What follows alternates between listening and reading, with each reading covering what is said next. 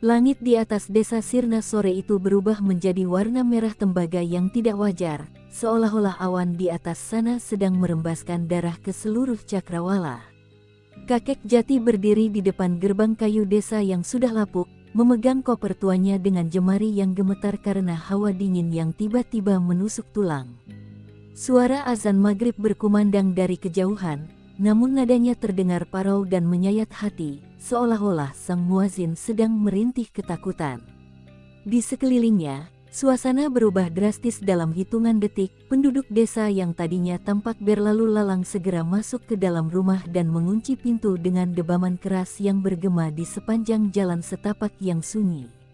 Kakek Jati merasakan firasat buruk saat melihat setiap jendela rumah penduduk ditutup rapat dengan papan kayu tambahan, seakan-akan mereka sedang bersembunyi dari sesuatu yang sangat buas. Ia mencoba menyapa seorang lelaki tua yang sedang terburu-buru menutup pintu gerbang rumahnya, namun lelaki itu hanya menatap Jati dengan mata yang penuh ketakutan dan membisikkan kata "masuk" sebelum menghilang di balik kegelapan rumah.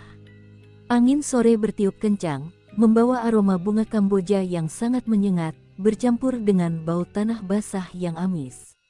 Suasana desa menjadi sunyi senyap, tidak ada suara jangkrik atau hewan malam, hanya suara gesekan daun bambu yang terdengar seperti bisikan ribuan orang yang sedang mengadu. Di tengah kesunyian yang mencekam itu, Jati mendengar suara lonceng kecil yang berdenting lembut dari arah kegelapan jalan di depannya. Matanya yang sudah lamur berusaha menangkap sosok di balik kabut tipis yang mulai naik dari permukaan tanah. Di bawah tiang lampu minyak yang bergoyang ditiup angin, berdirilah seorang wanita dengan kebaya merah yang sangat anggun, membelakangi arah kedatangan Jati. Rambutnya hitam legam terurai panjang hingga ke pinggang, dan tangannya yang putih pucat tampak memegang sebuah payung kertas bermotif bunga yang sudah usang. Wanita itu diam mematung, seolah-olah memang sedang menunggu kedatangan seseorang di ambang waktu maghrib yang terkutuk itu. Jati melangkah perlahan, merasa harus bertanya arah rumah lama keluarganya kepada wanita tersebut meskipun nuraninya berteriak untuk lari. Setiap langkah kaki Jati di atas tanah kering terasa sangat berat, seolah-olah ada tangan-tangan tak kasat mata yang mencoba menahan kakinya agar tidak mendekat. Ketika ia berada hanya beberapa meter di belakang wanita itu, suhu udara mendadak turun hingga napas Jati mengeluarkan uap dingin. Wanita itu mulai memutar tubuhnya perlahan, sangat perlahan, hingga suara persendian lehernya yang berderit terdengar jelas di telinga Jati. Kecantikan wajah wanita itu mulai terlihat di bawah temaram lampu, kulitnya seputih porselen dengan mata yang sayu namun menyimpan kesedihan yang sangat dalam. "Selamat datang kembali, Jati," suara wanita itu terdengar seperti desiran angin, sangat lembut namun mampu membuat bulu kuduk di sekujur tubuh Jati berdiri tegak. Jati terpaku, ia tidak mengenal wanita ini, namun wanita itu menyebut namanya dengan keakraban yang mengerikan. Sebelum Jati sempat menjawab, lampu minyak di atas mereka meledak pecah, melemparkan dunia ke dalam kegelapan total. Dalam kegelapan itu, Jati merasakan jemari yang sangat dingin menyentuh pipinya, dan aroma Kamboja itu kini berubah menjadi bau bangkai yang membusuk. Ketika ia menyalakan senter kecilnya, wanita itu sudah hilang, meninggalkan satu kuntum bunga melati yang berlumuran darah di atas tanah tempatnya berdiri. Ketakutan yang mendalam memaksa kakek Jati untuk terus berjalan menyusuri jalan setapak, berharap segera menemukan rumah tua peninggalan orang tuanya sebelum malam benar-benar menelan desa. Ia sampai di jembatan Cadas Gantung, sebuah jembatan kayu tua yang melintasi sungai berbatu dengan arus yang deras di bawahnya. Kabut di sini jauh lebih pekat, seolah-olah uap air dari sungai tersebut sengaja menutup pandangan siapapun yang melintas. Saat kaki Jati menginjak papan kayu jembatan yang berderit, ia melihat sosok wanita berkebaya merah tadi berdiri tepat di tengah jembatan, menghalangi jalannya. Kali ini, ia memegang sebuah lampu ting yang cahayanya berwarna biru pucat, menyinari wajahnya yang tetap tampak sangat cantik namun terlihat jauh lebih pucat dari sebelumnya. Wanita itu tersenyum manis, sebuah senyuman yang seharusnya menenangkan namun justru terasa seperti ancaman bagi Jati. Jalanan di sini menyesatkan bagi mereka yang lupa akan asalnya, ucap wanita itu sambil melangkah mendekat dengan gerakan yang sangat halus, hampir seperti melayang di atas papan kayu yang rapuh. Jati mencoba mundur, namun ia menyadari bahwa di belakangnya, jalan yang tadi ia lalui telah tertutup oleh dinding kabut hitam yang pekat. Tidak ada pilihan lain selain menghadapi sosok misterius ini, sosok yang memperkenal dirinya sebagai Ningsih. Ningsih menawarkan diri untuk mengantar Jati melewati jembatan, mengklaim bahwa penunggu sungai tidak akan berani menyentuh siapapun yang berjalan di sampingnya. Sambil berjalan berdampingan, Jati memberanikan diri untuk melirik ke arah bawah, ke permukaan air sungai yang diterangi cahaya biru lampu ting milik Ningsih. Jantungnya hampir berhenti berdetak saat melihat bayangan Ningsih di atas air. Bayangan itu tidak menyerupai wanita cantik, melainkan sosok makhluk yang sangat tinggi dengan leher yang bengkok dan tangan yang menjuntai hingga menyentuh dasar sungai. Namun, ketika ia kembali melihat ke arah Ningsih yang berjalan di sampingnya, ia tetap melihat wanita cantik berkebaya merah dengan aroma melati yang membius. Kontras antara apa yang ia lihat langsung dan apa yang terpantul di air membuat kepala Jati berdenyut kencang, sebuah tanda bahwa ia sedang berada di antara dua alam. Ningsih mulai bercerita tentang sejarah jembatan tersebut, tentang darah yang pernah tertumpah di atas kayunya sebagai tumbal agar jembatan itu tetap berdiri kokoh selama puluhan tahun. Suaranya yang merdu perlahan-lahan berubah menjadi serak, seolah-olah ada kerikil yang bergesekan di dalam tenggorokannya saat ia menyebut tentang pengkhianatan. Jati menyadari bahwa setiap kali Ningsih menyebut kata pengkhianatan, kuku-kuku jari wanita itu memanjang dan mulai mencakar gagang lampu ting hingga mengeluarkan suara goresan logam yang memilukan. Suasana di jembatan itu semakin mencekam saat suara tangisan bayi terdengar dari bawah jembatan, bercampur dengan suara tawa melengking yang sahut menyahut di tengah kegelapan hutan di seberang sungai. Tepat saat mereka mencapai ujung jembatan, Ningsih berhenti dan menatap Jati dengan tatapan yang tajam, matanya yang tadi sayu kini berkilat merah dalam kegelapan. Ia membisikkan sesuatu yang membuat Jati membeku, kakekmu yang memberikan jembatan ini nyawa, dan sekarang kau datang untuk membayar bunganya. Belum sempat Jati memproses perkataan itu, Ningsih tiba-tiba menghilang dalam kepulan asap hitam yang berbau belerang. Jati terperosok jatuh ke tanah, dan saat ia menoleh ke belakang, jembatan yang baru saja ia lalui tampak sudah hancur dan lapuk, seolah-olah sudah tidak pernah digunakan selama berpuluh-puluh tahun. Ia tersadar bahwa ia baru saja dipandu oleh sesuatu yang bukan manusia melintasi gerbang kematian. Setelah berhasil melewati jembatan yang mengerikan itu, kakek Jati tiba di depan sebuah rumah tua dengan arsitektur kolonial yang tampak lelah dimakan zaman. Inilah rumah masa kecilnya, rumah yang seharusnya menjadi tempat perlindungan, namun kini terlihat seperti mulut raksasa yang siap menelannya bulat-bulat. Halaman rumah itu dipenuhi oleh semak berduri dan pohon-pohon Kamboja yang bunganya berserakan di tanah, membusuk dan mengeluarkan aroma yang sangat kuat hingga membuat kepala Jati pusing. Ia merogoh saku celananya, mencari kunci kuningan tua yang sudah ia simpan selama bertahun-tahun, sementara ia merasa ada ribuan pasang mata yang mengintip dari balik rimbunnya pohon bambu yang mengepung halaman rumah tersebut. Saat kunci diputar, pintu kayu jati yang tebal itu mengeluarkan suara derit panjang yang memecah kesunyian malam, seolah-olah rumah itu sendiri sedang memprotes kehadirannya. Jati melangkah masuk, dan seketika itu juga, suhu di dalam ruangan terasa jauh lebih dingin daripada di luar, seolah-olah seluruh panas telah disedot keluar dari bangunan itu. Ia menyalakan lampu senternya, menyinari perabotan yang tertutup kain putih berdebu, yang dalam kegelapan tampak seperti sosok-sosok manusia yang sedang berdiri diam dalam barisan. Aroma Kamboja yang tadi ia hirup di luar kini menyusup masuk ke dalam rumah, namun kali ini bercampur dengan bau karat besi dan sesuatu yang mirip dengan bau daging terbakar. Jati mencoba menuju ke dapur untuk mencari air, namun setiap langkahnya diikuti oleh suara langkah kaki lain dari lantai 2 rumah tersebut. Suara langkah itu berat dan tidak beraturan, seperti seseorang yang sedang menyeret kakinya yang patah di atas lantai kayu. Ia berhenti, dan suara langkah itu pun berhenti. Ia berjalan kembali, dan suara itu kembali terdengar, kali ini lebih cepat dan lebih dekat ke arah tangga. Jati mengarahkan senternya ke arah tangga melingkar di sudut ruangan, dan ia melihat noda darah segar menetes satu persatu dari anak tangga teratas, membasahi permadani tua yang sudah berjamur. Ketakutannya memuncak saat ia menyadari bahwa noda darah itu membentuk jejak kaki kecil yang menuju ke arahnya. Tiba-tiba, jendela-jendela di ruang tengah bergetar hebat seolah-olah ada sesuatu yang besar sedang mencoba mendobrak masuk dari luar. Angin kencang menerobos celah-celah jendela, menerbangkan kain-kain putih penutup furnitur dan menyingkap apa yang ada di bawahnya.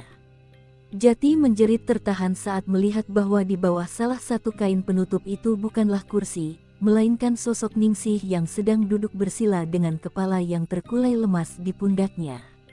Matanya tertutup, namun bibirnya yang merah darah menggumamkan sebuah kidung kuno dalam bahasa Jawa yang terdengar sangat menyayat hati.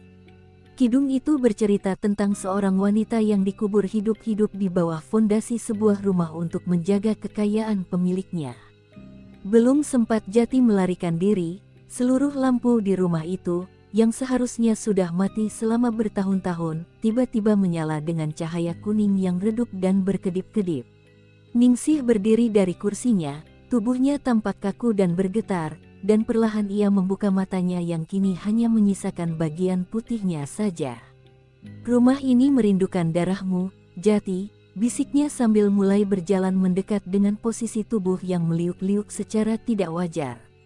Jati mundur hingga punggungnya membentur pintu yang tadi ia masuki, namun pintu itu kini terasa seperti dinding beton yang mustahil untuk dibuka. Di tengah keputusasaan itu, ia melihat bayangan Ningsih di dinding tumbuh menjadi raksasa dengan cakar yang siap mencabik jantungnya. Jati berhasil melarikan diri ke dalam kamar mandi tua dan mengunci pintunya dari dalam. Napasnya tersengal-sengal sementara keringat dingin mengucur deras di keningnya. Di dalam ruangan yang sempit dan lembab itu, ia hanya ditemani oleh suara tetesan air dari kran yang bocor, yang setiap tetesannya terdengar seperti detak jam yang menghitung mundur sisa hidupnya. Ia menatap ke arah cermin buram di atas wastafel, mencoba mengatur napas dan meyakinkan dirinya bahwa semua ini hanyalah halusinasi akibat kelelahan.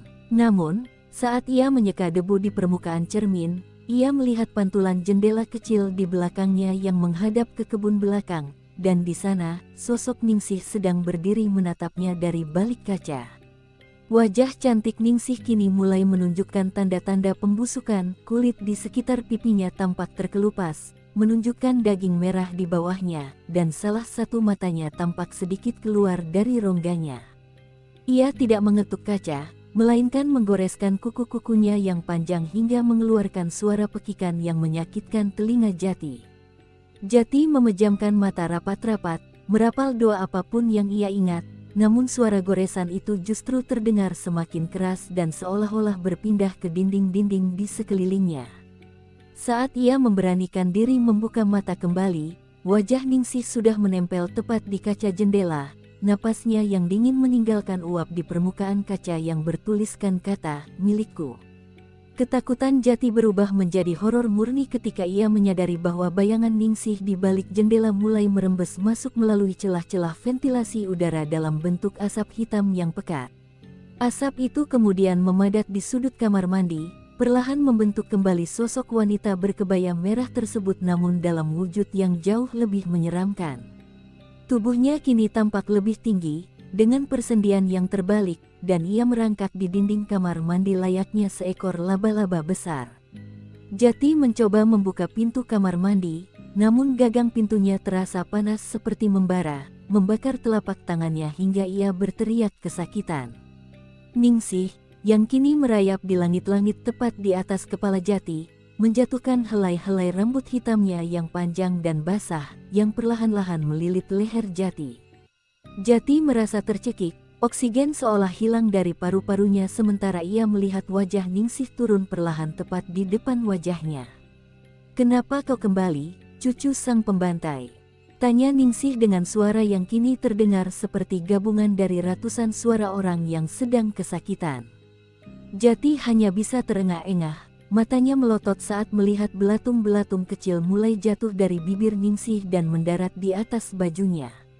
Dalam kondisi setengah sadar, ia melihat Ningsih mengeluarkan sebuah keris tua yang berlumuran darah hitam dari balik kebayanya.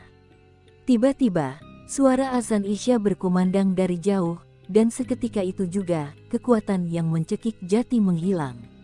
Ningsih menjerit dengan suara yang memecahkan kaca cermin di depan Jati sebelum sosoknya menguap menjadi debu hitam yang tertiup angin. Jati jatuh terduduk di lantai kamar mandi yang basah, terbatuk-batuk mencari udara, sementara tangannya yang terbakar berdenyut hebat. Ia menyadari bahwa ia baru saja selamat dari serangan pertama, namun pesan yang ditinggalkan Ningsih di kaca jendela kini telah berpindah ke kulit lengannya sendiri, terukir dalam bentuk luka sayatan yang masih mengeluarkan darah. Pagi harinya, suasana desa Sirna tampak sangat tenang, seolah-olah kejadian horor di waktu maghrib tadi malam hanyalah mimpi buruk yang tidak pernah terjadi.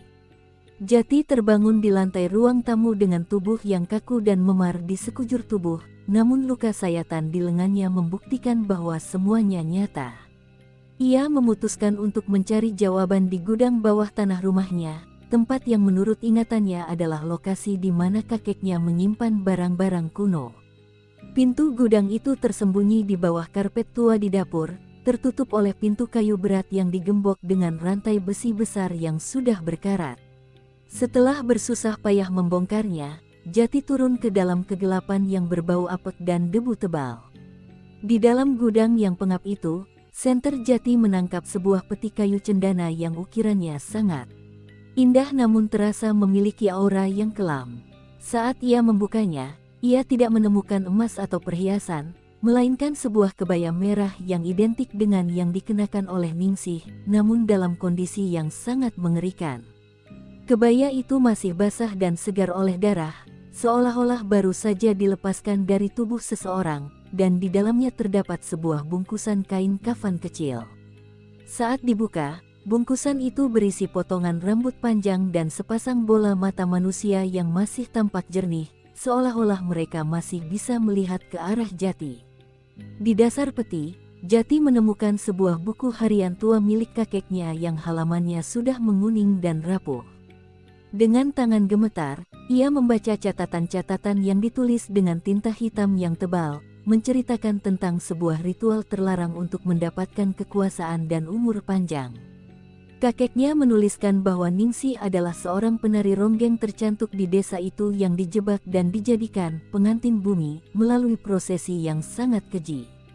Ningsih dikubur hidup-hidup di bawah fondasi rumah ini saat ia masih mengenakan kebaya merah kesayangannya, dengan mata yang dicungkil agar ia tidak bisa menemukan jalan pulang ke alam baka.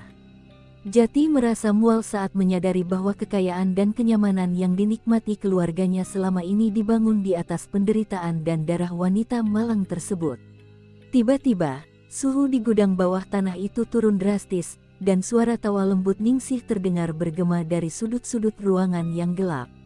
Kebaya merah di dalam peti mulai bergerak sendiri, seolah-olah ada tubuh tak kasat mata yang mulai memakainya kembali di depan mata Jati.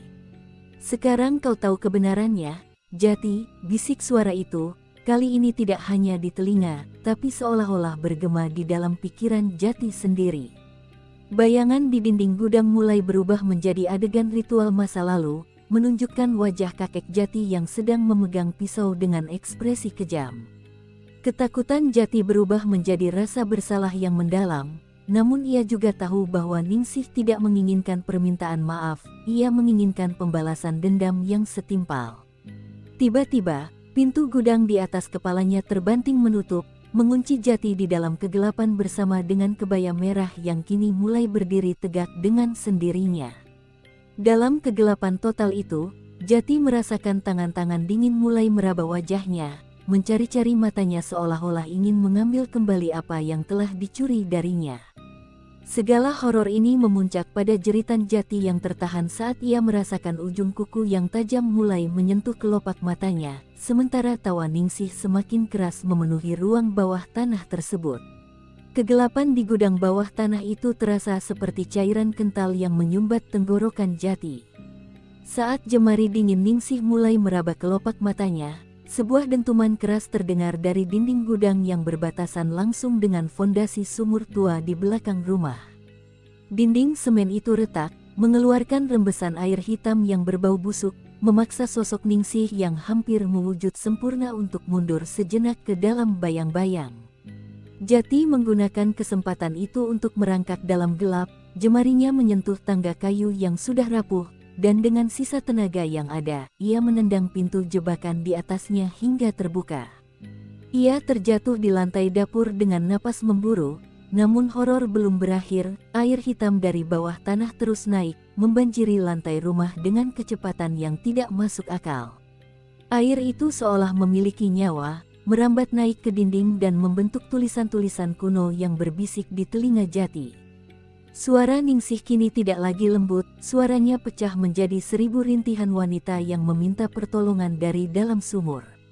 Jati mencoba berdiri, namun kakinya terasa sangat berat, seolah-olah ada beban ribuan ton yang menariknya kembali ke arah dapur yang kini sudah menyerupai kolam lumpur hitam.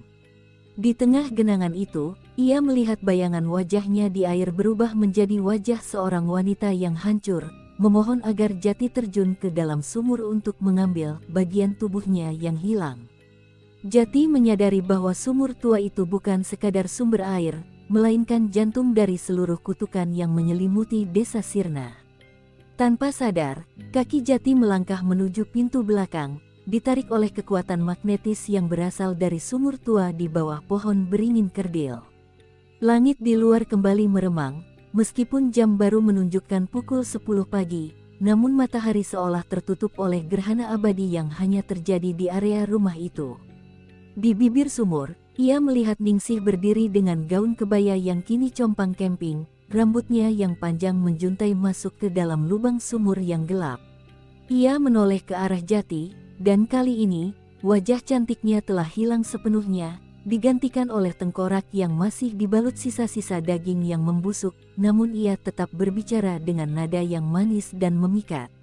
"Ambilkan mataku, Jati, mereka kedinginan di dasar sana," bisik Ningsih sambil menunjuk ke kedalaman sumur yang mengeluarkan uap hitam.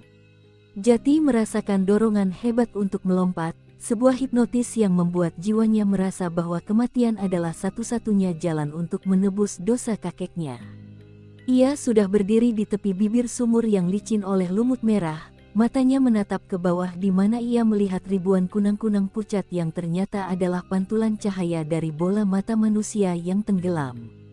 Tepat saat ia akan menjatuhkan diri, terdengar suara lemparan batu dari arah semak-semak yang memecahkan konsentrasi gaib tersebut, membuat Jati tersentak dan jatuh terduduk di tanah yang keras.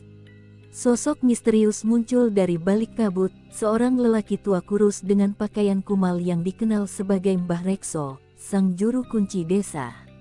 Mbah Rekso melemparkan garam kasar ke arah sumur, membuat air hitam di dalamnya mendidih dan mengeluarkan suara lengkingan kemarahan dari Ningsih yang kemudian menghilang ke dalam pohon beringin. Mbah Rekso menarik lengan Jati dengan kasar, menyeretnya menjauh dari area sumur sebelum tanah di sana mulai amblas. "Jangan dengar nyanyiannya, atau kau akan menjadi batu nisan berikutnya di halaman ini," bentak Mbah Rekso dengan mata yang berkilat tajam, memberikan peringatan bahwa waktu bagi Jati untuk meninggalkan desa ini sudah habis sejak ia menginjakkan kaki di jembatan tempo hari. Mbah Rekso membawa Jati berlari menyusuri jalan setapak, namun desa Sirna yang mereka lalui bukan lagi desa yang Jati lihat kemarin. Rumah-rumah beton penduduk berubah menjadi gubuk-gubuk bambu beratap rumbia, dan jalanan aspal berubah menjadi tanah liat yang becek dengan jejak kaki hewan yang tidak dikenal. Mereka seolah terlempar kembali ke tahun 1950-an, masa di mana ritual berdarah itu pertama kali dilakukan. Jati melihat bayangan-bayangan warga desa dalam pakaian zaman dulu, berdiri diam di pinggir jalan dengan kepala menunduk, memegang obor yang apinya berwarna hijau pucat. Mereka tidak bicara, namun setiap kali Jati melintas, mereka serempak menoleh dengan gerakan kaku, menunjukkan wajah-wajah yang sudah menghitam seperti terbakar. "Kita terjebak di dalam ingatan Ningsih," bisik Mbah Rekso sambil terus menarik Jati melewati pasar desa yang kini dipenuhi oleh barang dagangan yang mengerikan, tumpukan rambut manusia, keranjang berisi kuku, dan botol-botol berisi cairan kuning yang berbau amis. Di tengah pasar, Jati melihat panggung sandiwara tua di mana seorang penari sedang meliuk-liuk dengan gemulai. Itu adalah Ningsih di masa jayanya, tampak sangat cantik dan hidup. Namun, penonton di sekeliling panggung itu semuanya adalah mayat yang sudah mengering, bertepuk tangan dengan suara tulang yang beradu. Suasana itu begitu nyata hingga Jati bisa merasakan debu dari tanah liat masuk ke parunya, membuatnya terbatuk hingga mengeluarkan lendir hitam. Saat mereka melewati balai desa, Jati melihat sosok kakeknya yang masih muda sedang berdiri di atas podium, memegang sebilah keris yang memancarkan cahaya merah jahat. Kakeknya sedang memimpin sebuah sumpah, dan setiap warga yang hadir di sana menyayat telapak tangan mereka, membiarkan darah mereka mengalir ke dalam sebuah cawan emas besar. Ningsih, yang berada di tengah kerumunan, tampak menangis sambil dipaksa mengenakan kebaya merah yang sedang disiapkan untuk ritual. Pandangan Jati dan kakeknya sempat bertemu selama sepersekian detik. Mata kakeknya tidak menunjukkan penyesalan, melainkan nafsu akan kekuasaan yang mengerikan, sebuah tatapan yang membuat Jati sadar bahwa darah yang mengalir di tubuhnya adalah darah seorang pembunuh. Tiba-tiba, pemandangan itu retak seperti kaca yang pecah, dan desa tersebut mulai terbakar oleh api gaib yang tidak mengeluarkan panas namun menghanguskan segala yang disentuhnya. Mbah Rekso berteriak agar Jati tidak menyentuh apapun, karena jika ia tersentuh api itu, jiwanya akan terikat selamanya di masa lalu desa Sirna. Ningsih muncul di tengah kobaran api, tubuhnya membesar dan berubah menjadi sosok raksasa dengan banyak tangan yang mencoba menangkap mereka berdua. Langit di atas mereka terbelah, menunjukkan pemandangan jutaan jiwa yang terperangkap dalam siklus maghrib yang tak pernah berakhir, menjerit meminta keadilan yang belum juga mereka dapatkan. Mereka berdua berhasil mencapai sebuah gubuk kecil di pinggir desa yang merupakan rumah Mbah Rekso, satu-satunya tempat yang masih tampak normal di tengah distorsi ruang dan waktu itu. Mbah Rekso mendorong Jati masuk dan segera menaburkan serbuk putih di depan pintu, menciptakan batas pelindung yang membuat sosok Ningsih yang mengejar mereka tertahan di luar. Di dalam gubuk yang remang-remang itu, Jati melihat ratusan botol kecil berisi asap yang bergerak-gerak di atas rak kayu. Mbah Rekso menatap Jati dengan serius. Desa ini sudah lama mati, Jati. Yang kau lihat hanyalah sisa-sisa dendam Ningsih yang terus memutar waktu untuk mencari siapa yang pantas ia hancurkan. Malam itu, di dalam gubuk Mbah Rekso, listrik desa tiba-tiba padam secara total, meninggalkan mereka dalam kegelapan yang hanya diterangi oleh sebatang lilin hitam di tengah ruangan. Mbah Rekso memperingatkan Jati untuk tidak melihat ke arah lubang-lubang di dinding bambu gubuknya, namun rasa penasaran Jati mengalahkan logika sehatnya. Ia mendekatkan matanya ke salah satu celah bambu dan seketika itu juga, ia melihat Ningsih sedang berdiri tepat di depan celah tersebut, hanya berjarak beberapa sentimeter. Ningsih tidak memiliki mata, lubang matanya bolong dan mengeluarkan cairan hitam yang terus menetes ke pipinya, namun ia seolah-olah bisa melihat tepat ke dalam jiwa Jati. Kau memiliki mata kakekmu, bisik Ningsih, suaranya terdengar seperti gesekan kertas amplas di atas kayu. Ningsih mulai memasukkan jari-jarinya yang panjang dan kurus melalui celah bambu, mencoba meraih wajah Jati dengan gerakan yang sangat lambat namun pasti. Cahaya lilin di tengah ruangan mulai meredup dan berubah warna menjadi ungu, menandakan bahwa perlindungan gaib Mbah Rekso mulai melemah akibat rasa takut yang dirasakan Jati. Mbah Rekso segera bangkit dan mulai merapal mantra dalam bahasa yang tidak dimengerti Jati, sambil melemparkan kemenyan ke dalam nyala lilin hingga asapnya memenuhi ruangan. Ningsih tidak menyerah, ia mulai memukul-mukul dinding gubuk dengan kekuatan yang luar biasa hingga gubuk itu bergetar hebat seolah akan runtuh. Dari lubang mata Ningsih yang bolong, merayap keluar ratusan kelabang hitam yang mulai masuk ke dalam gubuk melalui celah-celah lantai. Jati berteriak saat merasakan kelabang-kelabang itu merayap di kakinya, menyengat kulitnya dengan rasa sakit yang seperti terbakar api. Setiap sengatan kelabang itu membuat penglihatan Jati semakin kabur, dan ia mulai melihat halusinasi di mana tangannya sendiri berubah menjadi tangan kakeknya yang penuh dengan darah Ningsih. Di tengah kekacauan itu, Ningsih berhasil merobek sebagian dinding bambu dan menyeringai lebar, menunjukkan barisan gigi yang tajam dan lidah yang bercabang. Ia menarik napas dalam-dalam, menghisap udara di dalam gubuk hingga Jati merasa dadanya sesak dan pandangannya menggelap. Satu mata untuk satu nyawa, gumam Ningsih sambil menjulurkan tangannya yang kini dipenuhi kuku-kuku hitam yang beracun menuju mata kiri Jati. Mbah Rekso dengan cepat menusukkan sebuah jarum perak ke telapak tangan Ningsih yang masuk, membuat wanita itu menjerit kesakitan dan menarik tangannya kembali ke dalam kegelapan malam. Jeritan Ningsih memicu reaksi berantai di luar gubuk, pohon-pohon di sekitar mulai tumbang dan suara tawa ribuan makhluk halus terdengar mengepung tempat persembunyian mereka. Mbah Rekso menatap Jati yang gemetar di sudut ruangan, wajah sang juru kunci tampak sangat lelah dan menua 10 tahun dalam sekejap. Dia sudah menandaimu, Jati. Tatapannya tadi telah mengikat batinmu dengannya. Kemanapun kau lari di desa ini, kau akan selalu melihat dunia melalui matanya yang bolong, ucap Mbah Rekso dengan suara yang bergetar, menyadari bahwa kutukan itu kini telah meresap ke dalam sumsum tulang Jati. Keesokan paginya, suasana desa kembali normal namun Jati merasa ada yang salah dengan penglihatannya. Mata kirinya kini selalu melihat bayangan hitam yang bergerak, seolah-olah ada tabir tipis yang menutupi pandangannya.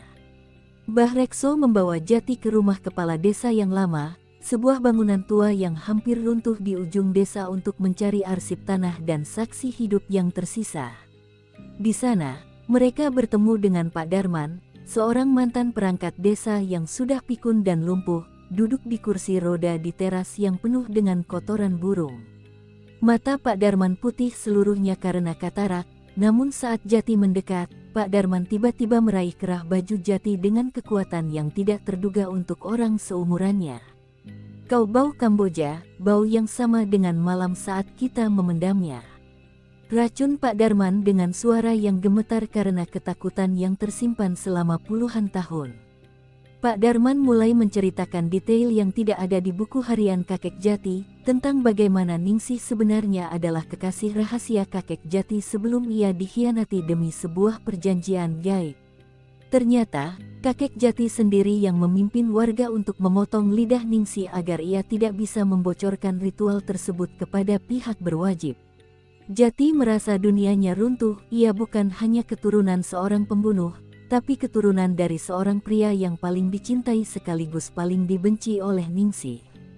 Sambil Pak Darman bercerita, Jati melihat melalui mata kirinya yang terkutuk bahwa sosok Ningsih sedang berdiri tepat di belakang kursi roda Pak Darman. Tangannya yang pucat membelai kepala botak lelaki tua itu dengan penuh kasih sayang yang mengerikan.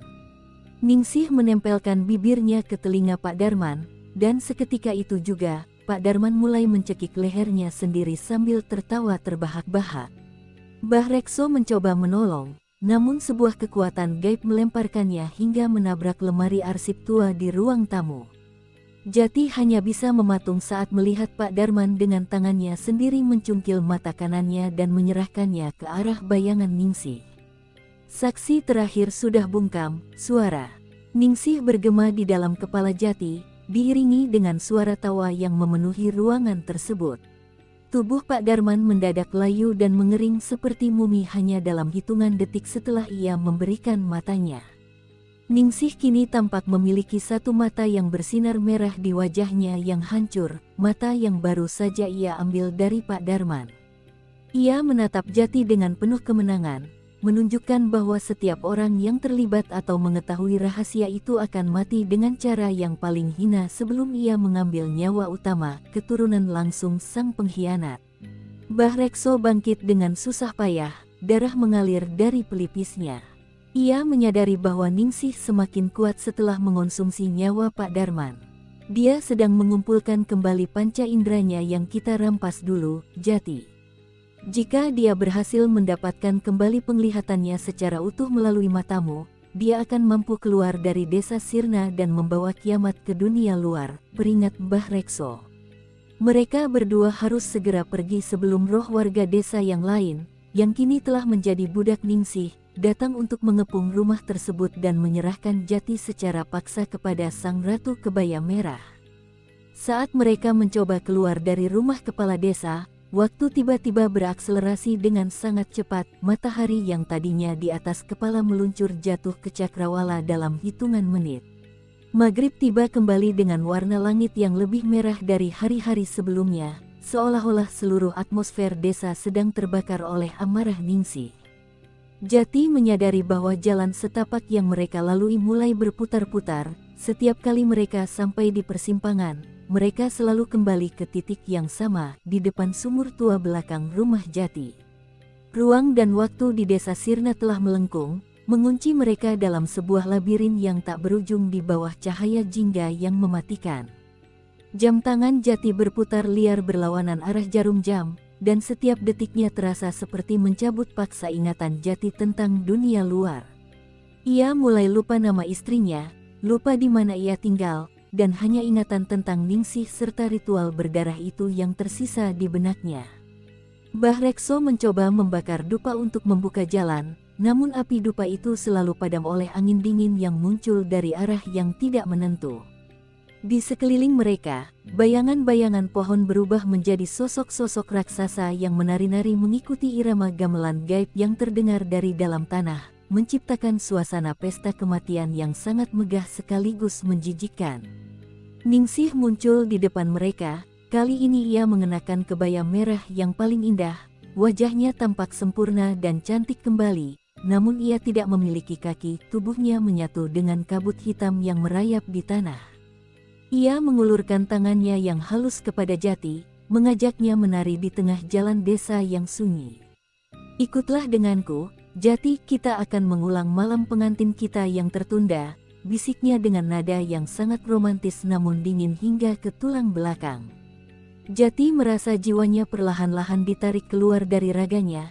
Ia merasa ingin sekali menyambut tangan itu dan mengakhiri penderitaannya di desa terkutuk ini. Mbah Rekso berteriak memanggil nama Jati, mencoba menyadarkannya, namun suara Mbah Rekso terdengar seperti bisikan sayup-sayup yang kalah oleh suara gamelan yang semakin kencang. Jati melangkah maju, tangannya hampir menyentuh tangan Ningsih yang dingin, saat ia melihat pantulan dirinya di mata merah Ningsih. Di dalam pantulan itu, ia melihat dirinya bukan sebagai kakek tua, melainkan sebagai kakeknya yang masih muda, sedang memegang keris dan tertawa saat Ningsih menjerit kesakitan. Kesadaran itu menghujam jantung Jati, ia menyadari bahwa Ningsih tidak mencintainya, Ningsih hanya ingin menggunakan tubuhnya sebagai wadah untuk menyiksa kakeknya selamanya dalam siklus penderitaan yang tak berujung. Dengan sisa kesadaran yang ada, Jati menggigit lidahnya sendiri hingga berdarah. Rasa sakit yang hebat itu mematahkan pesona gaib Ningsih untuk sementara. Ia berbalik dan lari sekuat tenaga ke arah berlawanan, menyeret Mbah Rekso yang sudah hampir pingsan. Namun, saat ia menoleh ke belakang, ia melihat bahwa matahari tidak pernah benar-benar terbenam. Matahari itu tersangkut di garis cakrawala, menciptakan waktu maghrib yang abadi di mana kegelapan dan cahaya bertarung selamanya. Mereka terjebak dalam dimensi liminal, sebuah dunia antara hidup dan mati, di mana Ningsih adalah penguasa mutlaknya dan mereka hanyalah mangsa yang sedang dimainkan sebelum disantap habis. Setelah kelelahan berlari dalam labirin waktu maghrib, kakek Jati dan Mbah Rekso mendapati diri mereka tiba-tiba berada di depan sebuah pendopo megah yang tidak pernah ada sebelumnya. Pendopo itu bercahaya keemasan, namun cahayanya terasa anyir, berasal dari ribuan lilin yang terbuat dari lemak manusia. Di tengah pendopo, sebuah meja kayu jati panjang telah disajikan dengan berbagai hidangan yang terlihat mewah. Namun saat Jati memicingkan matanya, ia melihat ulat-ulat putih menggeliat di balik hiasan makanan tersebut.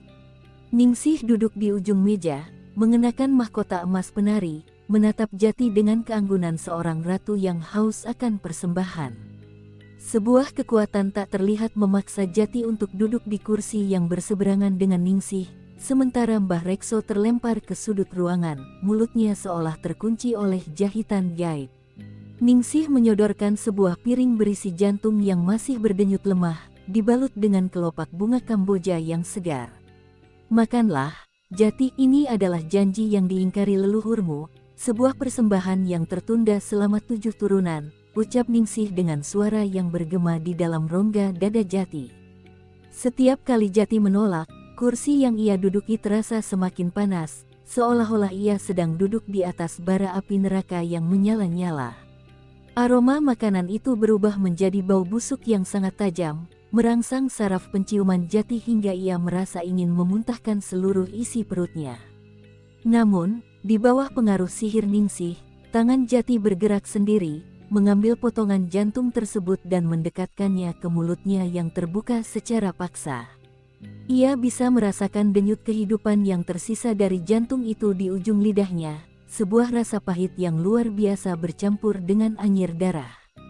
Di sekeliling meja, sosok-sosok tanpa wajah yang mengenakan pakaian pelayan mulai bermunculan, menuangkan cairan merah kental ke dalam cawan perak milik Jati sambil mengeluarkan suara tawa yang tertahan.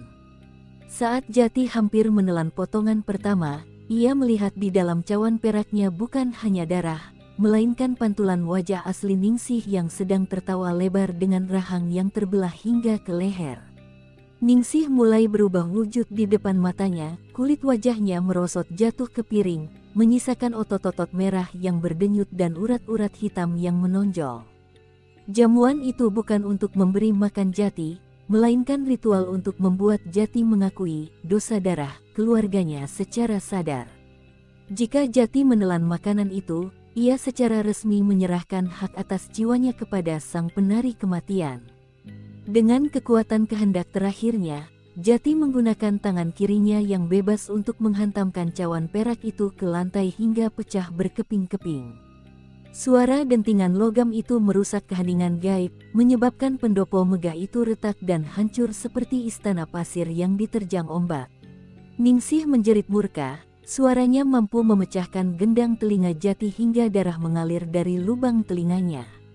Dalam sekejap, pendopo itu hilang, menyisakan Jati yang terkapar di tengah hutan bambu yang gelap, sementara di mulutnya masih terasa sisa rasa darah yang tak kunjung hilang.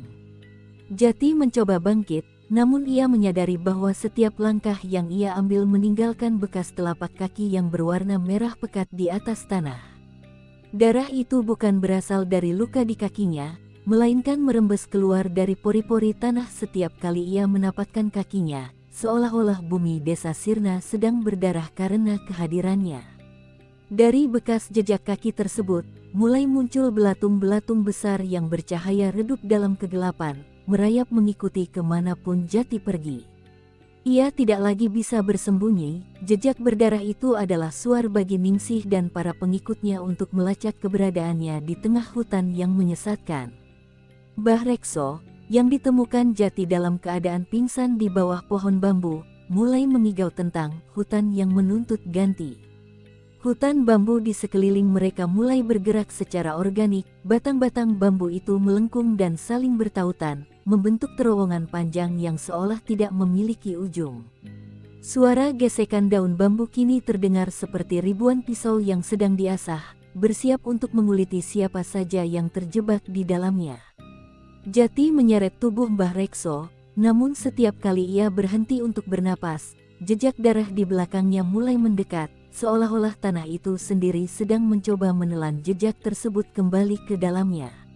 Tiba-tiba, dari balik kegelapan hutan, muncul barisan sosok yang merangkak dengan posisi tubuh terbalik. Mereka adalah jiwa-jiwa penduduk desa yang hilang, wajah mereka rata tanpa mata dan hidung, namun mereka memiliki mulut yang sangat lebar. Mereka mengikuti jejak darah Jati dengan menjilat tanah tersebut, mengeluarkan suara decapan yang menjijikkan di tengah kesunyian malam. Ningsih muncul di atas puncak-puncak bambu, melompat dari satu batang ke batang lainnya dengan kelincahan yang tidak manusiawi, sambil memegang selendang merah yang panjangnya seolah tak terbatas. Selendang itu meluncur turun seperti ular, melilit pergelangan kaki Jati dan menariknya dengan sangat kuat hingga ia terseret di atas tanah yang penuh duri bambu. Jati berteriak kesakitan saat kulit punggungnya tergores hebat, namun Ningsih terus tertawa melengking tinggi di atas sana. Jejak darah yang ditinggalkan Jati kini membentuk pola lingkaran besar di tanah, sebuah simbol penguncian gaib yang digunakan untuk memanggil sesuatu yang lebih besar dari dalam bumi. Tanah di tengah lingkaran itu mulai retak dan mengeluarkan uap panas yang berbau belerang dan daging busuk. Dalam keputusasaan, Jati menemukan sebuah batu tajam dan menyayat telapak tangannya sendiri, membiarkan darahnya membasahi selendang merah yang melilitnya.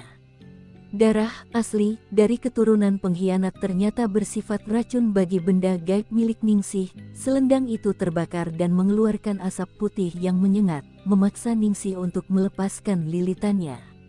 Jati segera memanggul Mbah Rekso dan berlari menembus dinding bambu yang rapat, meninggalkan lingkaran darah yang kini mulai meledak, memuntahkan tangan-tangan hitam dari neraka yang mencari mangsa.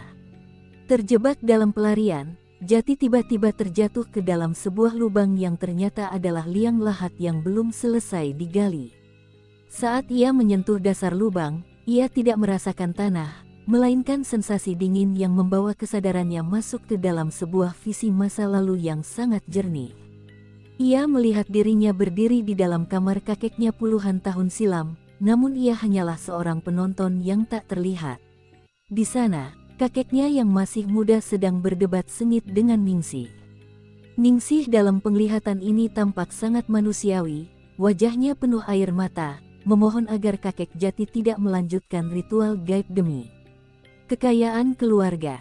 Jika kau mencintaiku, jangan biarkan mereka mengambil nyawaku untuk desa ini, jerit Ningsih dalam penglihatan tersebut. Namun, kakek Jati hanya menatapnya dengan pandangan dingin dan ambisius. Ia justru menyerahkan Ningsih kepada para sesepuh desa yang sudah menunggu dengan parang di tangan. Jati menyaksikan dengan ngeri bagaimana Ningsih diseret menuju pohon beringin keramat, bagaimana lidahnya dipotong agar kutukannya tidak terdengar oleh langit, dan bagaimana kakeknya sendiri yang memberikan perintah untuk memulainya. Pengkhianatan itu bukan karena terpaksa, melainkan sebuah pilihan sadar demi ambisi pribadi yang egois.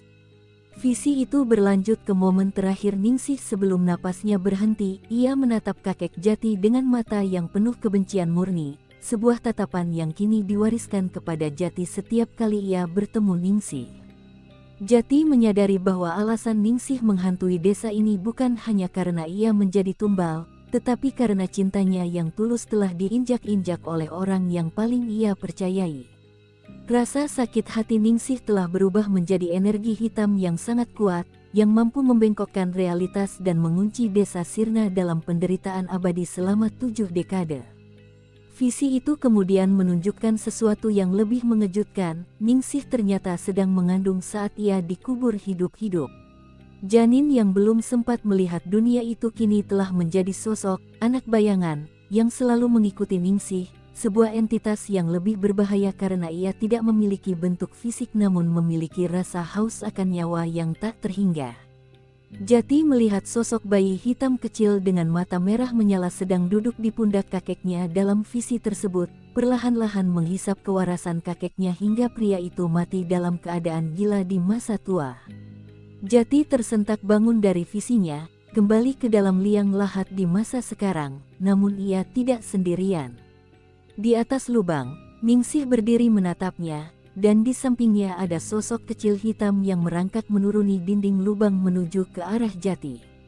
Anak bayangan itu mengeluarkan suara desisan seperti ular, dan Jati menyadari bahwa musuhnya kini bukan lagi satu, melainkan dua entitas yang terikat oleh darah dan dendam yang sama. Dosa masa lalu keluarganya kini telah bermanifestasi sepenuhnya, siap untuk menuntut pembayaran terakhir dari keturunan terakhir yang masih tersisa. Jati berhasil merangkak keluar dari lubang itu tepat saat tangan kecil anak bayangan hampir menyentuh lehernya. Ia berlari menuju area persawahan yang sangat luas, di mana batang-batang padi tampak layu dan berwarna abu-abu di bawah cahaya maghrib yang tak kunjung hilang. Di sini, suara jeritan Ningsih terdengar lebih nyaring, bergema dari 4 penjuru mata angin hingga Jati kehilangan arah.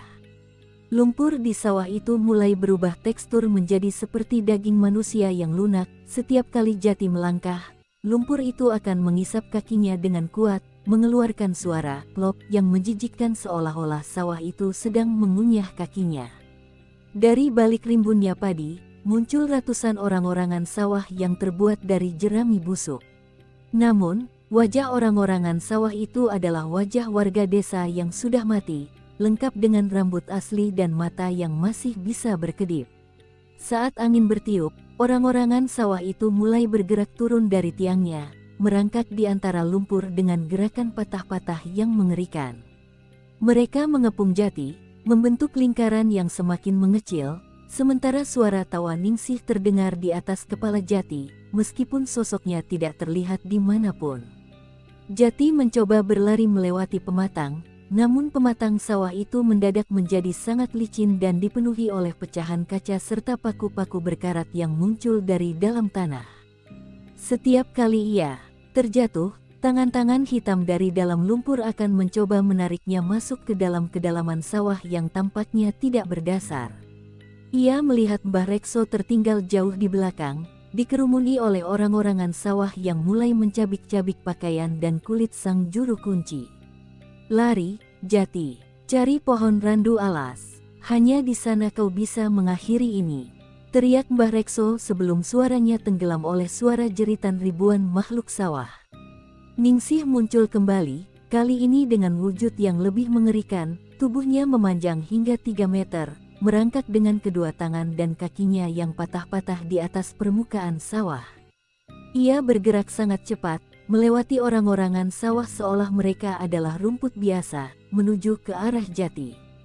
Mulut Ningsih terbuka lebar, menunjukkan barisan gigi yang menghitam dan lidah panjang yang menjulur seperti cambuk. Jati bisa merasakan embusan napas dingin Ningsih yang berbau kematian di tengkuknya, sebuah sensasi yang membuat seluruh saraf di tubuhnya berteriak untuk menyerah saja. Tepat saat Ningsih akan menerjangnya, Jati melihat sebuah cahaya pucat di kejauhan, sebuah pohon randu alas raksasa yang berdiri kesepian di tengah sawah. Pohon itu dikelilingi oleh ribuan kunang-kunang berwarna putih yang tampak seperti roh-roh penjaga. Dengan sisa kekuatan terakhir, Jati melompat ke arah akar-akar pohon tersebut, berharap tempat keramat itu bisa memberinya perlindungan sementara.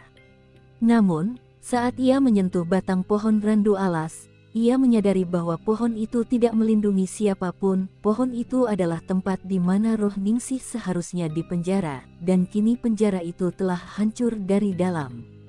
Di bawah naungan pohon randu alas yang raksasa, Jati menemukan kenyataan yang lebih pahit. Akar-akar pohon itu tidak menancap ke dalam tanah, melainkan melilit ribuan kerangka manusia yang ditumpuk menjadi satu sebagai fondasi. Inilah tempat persembahan yang sebenarnya, di mana setiap keturunan dari para pelaku ritual di masa lalu harus berakhir. Jati melihat roh-roh warga desa yang hilang berdiri berjejer di dahan-dahan pohon, leher mereka terjerat oleh akar gantung, mata mereka menatap kosong ke arah Jati sebagai calon anggota baru dari barisan terkutuk tersebut. Ningsih berhenti di batas bayangan pohon, ia tidak berani melangkah lebih dekat namun ia tampak puas melihat Jati terjebak di sana. Anak bayangan miliknya mulai memanjat batang pohon, bergerak dengan sangat cepat menuju ke dahan di mana sebuah jeratan akar sudah disiapkan khusus untuk Jati. Jati menyadari bahwa pohon ini adalah pohon pengumpul jiwa, di mana Ningsih menyimpan semua energi kehidupan yang ia curi untuk mempertahankan kekuatannya di desa Sirna.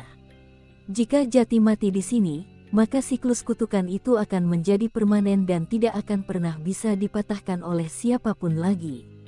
Tiba-tiba, tanah di bawah pohon itu bergetar dan mengeluarkan suara dentuman seperti jantung yang berdetak. Dari dalam batang pohon yang berlubang, keluar sosok makhluk yang jauh lebih tua dari Ningsih, entitas purba desa yang dikenal sebagai Eyang Sukmo, sosok yang menerima tumbal Ningsih puluhan tahun lalu. Eyang Sukmo berwujud kakek tua dengan jenggot panjang yang terbuat dari akar pohon dan mata yang bersinar seperti bara api. Ia menatap Jati dan Ningsih dengan tatapan menghakimi, seolah-olah ia bosan dengan dendam yang tak kunjung usai ini, namun ia tetap menuntut pajak darah yang sudah dijanjikan. Kontrak darah tidak bisa diputus dengan air mata, hanya bisa diganti dengan persembahan yang setara, suara Eyang Sukmo terdengar seperti gempa bumi yang menggetarkan isi kepala Jati. Jati dipaksa berlutut di depan entitas tersebut, sementara Ningsih merangkak mendekat, wajahnya menunjukkan ekspresi antara takut dan haus akan kemenangan. Eyang Sukmo meminta Jati untuk memilih, menyerahkan kedua matanya untuk membebaskan jiwa Ningsih, atau membiarkan seluruh penduduk desa termasuk dirinya sendiri menjadi makanan bagi akar pohon randu alas selamanya. Jati menatap Ningsih yang kini berdiri di samping Eyang Sukmo. Untuk pertama kalinya, ia melihat setitik kesedihan di mata merah wanita itu, sebuah sisa dari kemanusiaan yang dulu pernah ada. Namun, sebelum Jati bisa menjawab, anak bayangan melompat dari dahan dan menyerang Jati, mencoba mencungkil matanya secara paksa sebelum kesepakatan dibuat. Suasana di bawah pohon randu alas menjadi kacau balau, pertempuran antara dendam Ningsih, keinginan anak bayangan, dan tuntutan Eyang Sukmo mulai meledak, menciptakan pusaran energi hitam yang mulai menghancurkan apa saja di sekitarnya.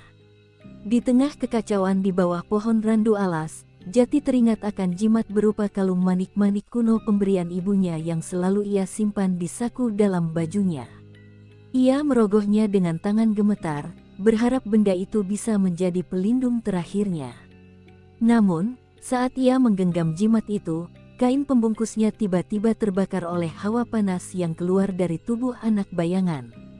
Jimat itu hancur menjadi abu di telapak tangannya, dan bersamaan dengan itu, perlindungan batin Jati runtuh sepenuhnya. Ningsih tertawa melengking, menyadari bahwa mangsanya kini benar-benar telanjang tanpa perlindungan gaib sedikitpun. Tanpa jimat itu, penglihatan Jati berubah total, ia tidak lagi melihat dunia nyata, melainkan hanya kegelapan yang dipenuhi oleh urat-urat nadi merah yang berdenyut di udara. Anak bayangan mulai merangkak masuk ke dalam bayangan Jati, menyatu dengan tubuhnya dan membuat Jati merasa berat yang luar biasa, seolah-olah ia sedang memikul beban ribuan jenazah. Cahaya dari kunang-kunang putih di pohon randu alas perlahan padam satu persatu, digantikan oleh kegelapan pekat yang seolah memiliki massa dan menekan paru-paru Jati hingga ia sulit bernapas. Mbah Rekso muncul kembali dari balik akar pohon, namun kondisinya sangat mengenaskan, setengah wajahnya telah berubah menjadi kayu, menyatu dengan kutukan pohon tersebut.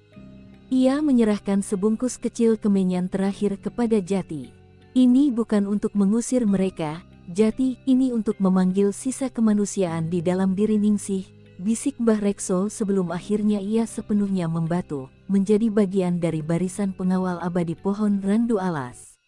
Jati kini benar-benar sendirian di tengah kepungan makhluk-makhluk yang haus akan nyawanya. Jati mencoba melarikan diri dari area pohon tersebut, namun setiap kali ia melangkah menjauh, ia justru mendapati dirinya kembali berdiri tepat di depan wajah Ningsih yang sedang menyeringai. Desa Sirna telah berubah menjadi labirin kabut hitam yang tidak memiliki hukum ruang. Ia berlari sekuat tenaga hingga paru-parunya terasa terbakar, melewati jalan setapak yang terus berputar-putar. Di dalam kabut itu, ia melihat bayangan masa depannya jika ia gagal. Ia melihat dirinya sendiri duduk di kursi roda Pak Darman, dengan mata yang sudah dicungkil dan lidah yang dipotong, menjadi penjaga desa ini selamanya. Ningsih tidak lagi mengejar dengan amarah, melainkan dengan ketenangan yang mengerikan. Ia muncul di setiap sudut kabut, berbisik tentang betapa indahnya kematian di desa ini. Di sini tidak ada waktu, tidak ada rasa sakit setelah kau menyerahkan jiwamu, rayu Ningsih. Jati hampir saja menyerah ketika ia melihat bayangan istrinya yang sudah lama meninggal memanggilnya dari dalam kabut. Namun, ia menyadari bahwa itu hanyalah tipu daya Ningsih saat ia melihat istrinya itu memiliki jejak kaki berdarah yang sama dengan jejak kaki Ningsih yang penuh belatung. Ia terus berlari hingga mencapai batas desa yang ditandai dengan sungai kecil. Namun, air sungai itu kini berhenti mengalir, dan berubah menjadi cermin raksasa yang memantulkan wajah-wajah orang yang pernah dikhianati oleh keluarga Jati. Ribuan tangan pucat muncul dari permukaan air, mencoba menarik Jati masuk ke dalam sungai penyesalan. Jati menyadari bahwa ia tidak akan pernah bisa keluar dari desa ini secara fisik selama ia masih membawa beban dosa warisan di dalam batinnya. Ia harus kembali ke pusat kutukan jika ingin benar-benar bebas. Jati memutuskan untuk kembali ke rumah tuanya dan masuk ke dalam kamar mandi di mana cermin yang pecah berada. Ia berdiri di depan pecahan cermin tersebut, menatap pantulan dirinya yang hancur. Di balik pecahan kaca itu, ia tidak melihat wajahnya sendiri, melainkan wajah kakeknya yang sedang tertawa jahat. Ningsih muncul tepat di belakang pantulannya, tangannya melingkar di leher Jati dalam cermin. "Lihatlah pria yang kau panggil kakek ini," bisik Ningsih. "Dia masih hidup di dalam darahmu. Selama darahnya mengalir di nadimu, aku tidak akan pernah berhenti menyiksamu." Ningsih mulai menarik wajah Jati masuk ke dalam dunia cermin. Jati merasakan kulit wajahnya seolah ditarik paksa oleh ribuan jarum. Di dalam dimensi cermin, ia melihat kebenaran yang paling mengerikan. Ningsih sebenarnya sedang mencoba menukar jiwanya dengan jiwa Jati agar ia bisa kembali ke dunia manusia menggunakan tubuh Jati. Ningsih mulai merasuki pikiran Jati, memasukkan ingatan-ingatan pahitnya secara paksa ke dalam otak Jati hingga Jati berteriak kesakitan, memegangi kepalanya yang terasa seperti akan meledak. Suara tawa Ningsih kini menyatu dengan suara Jati sendiri. Saat Jati melihat tangannya, kulitnya mulai berubah menjadi pucat dan kuku-kukunya menghitam. Ia mulai kehilangan identitasnya. Namun, di tengah proses perasukan itu, Jati menemukan satu memori Ningsih yang sangat murni, memori tentang sebuah janji yang pernah diucapkan Ningsih di bawah sinar matahari, sebelum ia dikhianati. Memori itu adalah kelemahan Ningsih, sebuah titik cahaya kecil di tengah lautan kegelapan dendamnya. Jati memegang erat memori itu, menggunakannya sebagai jangkar agar jiwanya tidak sepenuhnya terhapus.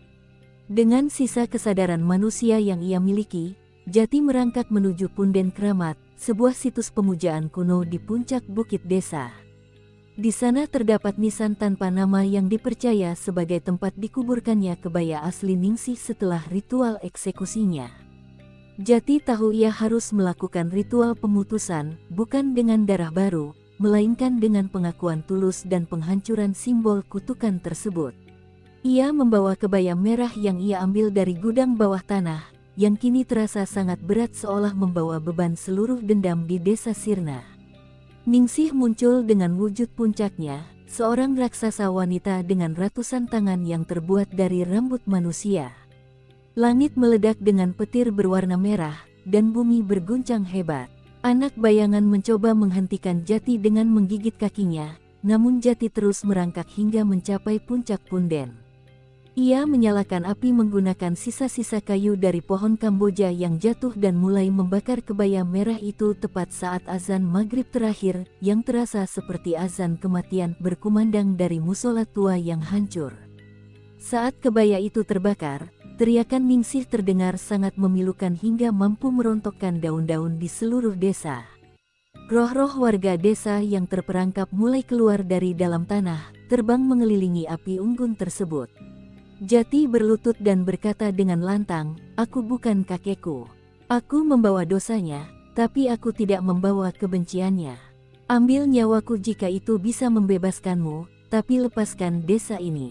Pengakuan tulus itu menciptakan ledakan cahaya putih yang menghantam sosok Ningsih, melucuti segala energi hitam yang selama ini ia kumpulkan. Api dari kebaya merah itu perlahan padam, dan bersamaan dengan itu, sosok Ningsih berubah kembali menjadi wanita cantik yang pertama kali Jati temui di jembatan. Namun, kali ini matanya tidak lagi sayu atau merah, matanya bening dan penuh kedamaian. Ia tersenyum kepada Jati, sebuah senyuman yang benar-benar tulus untuk pertama kalinya. Ningsih mengulurkan tangannya, bukan untuk mencekik, melainkan untuk memberikan sebuah restu. "Dendam itu sudah hangus, Jati. Kau telah membayar hutang darahmu dengan keberanianmu menghadapi kebenaran," ucapnya sebelum perlahan-lahan menghilang menjadi jutaan kunang-kunang yang terbang menuju langit. Seketika itu juga, matahari benar-benar terbenam, dan untuk pertama kalinya dalam puluhan tahun, malam yang normal tiba di desa Sirna. Kabut hitam menghilang, dan desa itu kembali menjadi desa tua yang sunyi namun tidak lagi mencekam. Jati terbangun di pagi hari dengan sinar matahari yang hangat menyentuh wajahnya. Ia berada di pinggir jalan keluar desa, koper tuanya ada di sampingnya. Namun, saat ia melihat ke cermin kecil di kopernya, ia menyadari sesuatu yang permanen, mata kirinya tetap berwarna merah darah, dan ia tidak lagi bisa melihat pantulan dirinya sendiri di cermin manapun. Jati berhasil keluar dari desa tersebut, namun ia menyadari bahwa ia tidak lagi sepenuhnya manusia. Ia telah menjadi penjaga gerbang antara dua alam. Ia selamat, namun ia harus menghabiskan sisa hidupnya dalam kesendirian, karena setiap kali maghrib tiba, ia masih bisa mendengar bisikan lembut Ningsih yang berterima kasih kepadanya di dalam pikirannya. Desa Sirna kini sudah tenang, namun cerita tentang kakek tua dan wanita berkebaya merah akan tetap menjadi legenda yang diwariskan, sebagai peringatan bahwa dosa masa lalu akan selalu menemukan jalan untuk menagih balasannya. Jati berjalan meninggalkan desa tanpa menoleh ke belakang, sementara di kejauhan, di atas jembatan cadas, sesosok wanita berkebaya merah tampak melambaikan tangan, menunggu pengembara berikutnya yang mungkin berani melintas di waktu maghrib yang misterius.